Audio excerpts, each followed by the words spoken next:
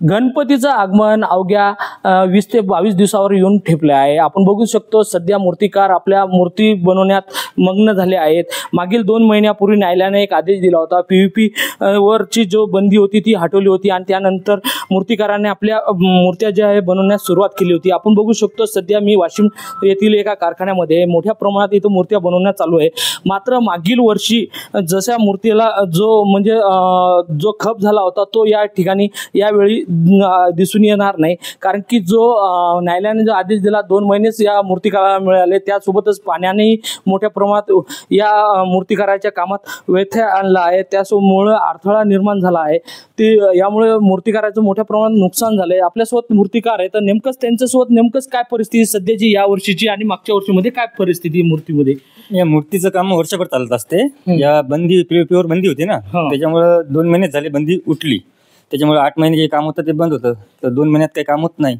तसं 8-9 अशी मूर्ती राहते आपण बनवतो। आता यावर्षी 200-250 मूर्तीच झालेली आहे, त्याच्यामुळे मूर्तीचं शॉर्टेजच राहणार आहे। आणि आता 20-25 दिवस बाकी आहेत गणपतीले, तेवढं 20 दिवसात काही काम होत नाही, त्याच्यामुळे थोडं काम माल म्हणजे कमीच राहणार आहे।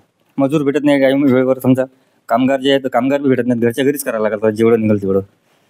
यावेळेस थोडं मागच राहील समजा।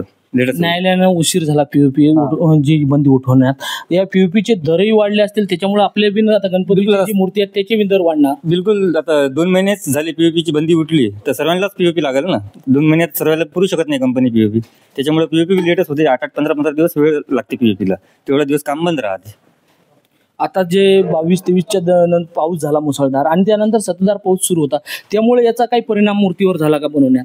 पावसामध्ये काम बंदच राहते, पीओपी वाळत नाही, कामगार जे आहेत त्यांना बी यायला प्रॉब्लेम होते, त्याच्यामुळे काम बंदच राहते। जेवढ्या दिवस पाऊस चालू त्या दिवशी काम बंदच राहते तेवढं। सध्याची जर परिस्थिती बघितली, तुमची जी मूर्त्याची जी संख्या होती ती म्हणता तुम्ही मागच्या वर्षी 800-900 होती, यावर्षी 250 राहणार, यामुळे तुमचं जे आर्थिक नुकसान होणार की किती रुपयापर्यंत राहणार आहे तुमचा अंदाज? नुकसान तर होणार, याच्यात काय जास्त इन्कम बी नसते म्हणा, पण आता मूर्त्या मागे विकास लागेल यावर्षी, विकल तेव्हा काहीतरी कव्हर होईल, त्याच्यामुळे ते काम कमी असल्यामुळं काही तर पैशाचंच नाही आहे। सध्याचे भाव काय मूर्तीचे, जर एखाद्या मूर्तीची जर जी उंची आहे त्यानुसार काय भाव राहणार दर नेमकेच?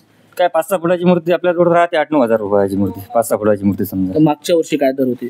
मागच्या वर्षी होती 7,000 रुपये समजा वाटतात मूर्तीवर, 1000-1500 रुपयानं, थोडी यावर्षी मागच भेटेल मूर्ती। तुमची भरपाई या वर्षी निघणार असं वाटते का तुम्हाला? निघूच शकत नाही, 8 महिने काम कुठं 2 महिने कुठं, 2 महिन्यात काम होऊच शकत नाही ना।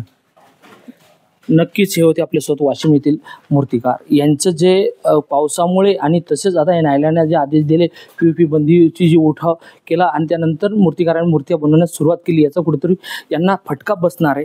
त्यामुळे ह्या ज्या मूर्त्या आता जे विक्रीस मार्केटात नेतील त्यावेळेस या मूर्तीला कमी मागणी जास्त राहणार आणि मूर्त्या कमी राहणार, त्यामुळे याचे दरही वाढले आहे। त्यामुळे आता येणाऱ्या काळात या जेव्हा मूर्तिकाराचं जर आर्थिक बजेट इथं कुठेतरी कोळमडणार आहे असल्याचं आपल्याला दिसून येत आहे। कॅमेरामन सचिन राणे सह विठ्ठल देशमुख, TV9 मराठी, वाशिम।